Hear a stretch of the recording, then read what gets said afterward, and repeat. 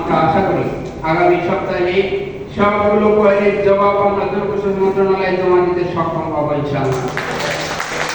এই অংশটা যদি আমরা সক্ষম হই তাহলে খুব স্বল্পতম সময়ের মধ্যে আমরা একটা মিটিং আয়োজন করা সম্ভব হলে তাহলে আমরা এর একটা চূড়ান্ত রূপরেখার দিকে একটা নির্দিষ্ট গাইডলাইনের অবস্থায় আমরা পৌঁছতে পারবো। সুতরাং এরকম একটি অবস্থায় যদি আমরা হতাশ হয়ে যাই, ভেঙে পড়ি, তাহলে আমরা আন্দোলন থেকে নিজেদেরকে ফিরিয়ে রাখছি এবং আমরা আমাদের স্বপ্ন পূরণের ক্ষেত্রে যে তীব্র বাসনা সেখান থেকে আমরা নিজেদেরকে গুটিয়ে রাখছি। সুতরাং আমরা কি নিজেদেরকে গুটিয়ে রাখবো না, আন্দোলনের চূড়ান্ত রূপ পর্যন্ত অপেক্ষা করবো? কি বলেন আপনারা? আমি আপনাদেরকে আশ্বস্ত করতে চাই 2003 সালে আমাদের এই দশকের বাস্তবায়নের ফাইল অধিকতর পর্যালোচনার জন্য ফেরত এসেছিল, 2018 সালে ফেরত এসেছিল, 2020 সালে এই ফাইল ফেরত এসেছে।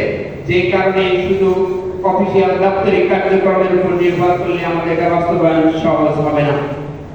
আমরা 2014 সালে আন্দোলন দেখেছি, 2017 সালে আন্দোলন দেখেছি, 2019 সালে আন্দোলন দেখেছি, এই মাধ্যমে আমাদের দাবি বাস্তবায়িত হয় নাই।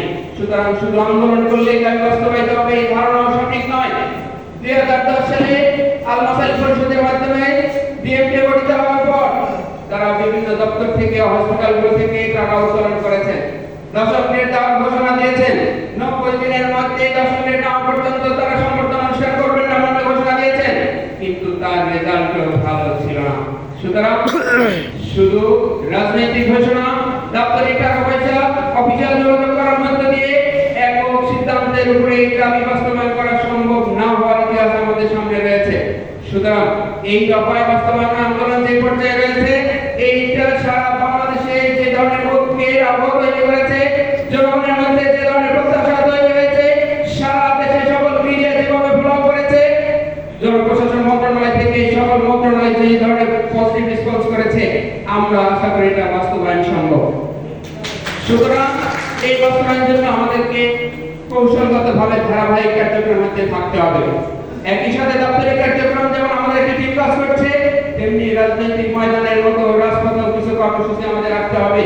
দপ্তরকে এটা বুঝাইতে হবে আমরা রাজপথ ছেড়ে যাই নাই, হইতে পারে আমরা কর্মবিরতি দিই নাই, কিন্তু তাদেরকে এটা প্রেশার করতে হবে এদেরকে আমরা রাজপথ থেকে সরাতে পারছি না। সুতরাং যদি আমরা রাজপথে একটা কর্মসূচি রাখি, প্রত্যেক কর্মসূচির বিপরীতে আমরা তাদেরকে বলতে পারবো আমরা তাদেরকে ফিরাতে পারছি না। তাদের দাবি হচ্ছে নেতৃত্বের পরিবর্তন হবে, কিন্তু দশকের নেওয়া পর্যন্ত আন্দোলন থামবে না। সুতরাং আমাদেরকে ঘরে ফিরানোর জন্য একটা প্রজ্ঞাপন ছাড়া আমরা তাদের ফিরাতে পারছি না।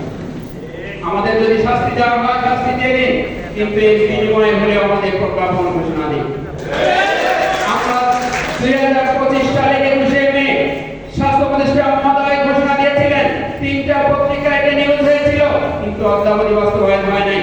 জনপ্রশাসন সিনিয়র সচিব মহোদয় ঘোষণা দিয়েছেন, স্বাস্থ্য সচিব মহোদয় ঘোষণা দিয়েছেন, কিন্তু যে অবস্থানে রয়েছে এটা আমাদের দুশ্চিন্তার মধ্যে পড়েছে। সুতরাং আমি মনে করি যাদের নেতৃত্বের কাছে আমার কথা একভাবে শেষ করতে চাই, আমরাও যদি অতি শীঘ্রই একটা সাংবাদিক সম্মেলনের মাধ্যমে আমরা কিছু কর্মসূচি মানে রাখতে চাই, সেটা কর্মবিরতি না হোক, কিন্তু কর্মসূচি এমনভাবে পালিত হোক, অফিসে আমাদের অফিসের কার্যক্রম চলবে, সেই সাথে আমরা একটা অবস্থান কর্মসূচি পালন করবো। এটা দিয়ে আমার দাবি বাস্তবায়ন হয়ে যাবে এটা বোঝানোর জন্য নয়, বরং দপ্তরকে এটা বোঝানো আমরা তাদেরকে স্বাভাবিক পরিবেশে কর্মের ফেরানোর জন্য যে আহ্বান জানিয়েছিলেন, সেই আহ্বান বাস্তবায়নের 1 মাস পার হওয়ার পরে আমরা বাস্তবায়ন দেখি নাই, যে কারণে তারা আবার মাঠে ফিরে আসতে বাধ্য হয়েছে।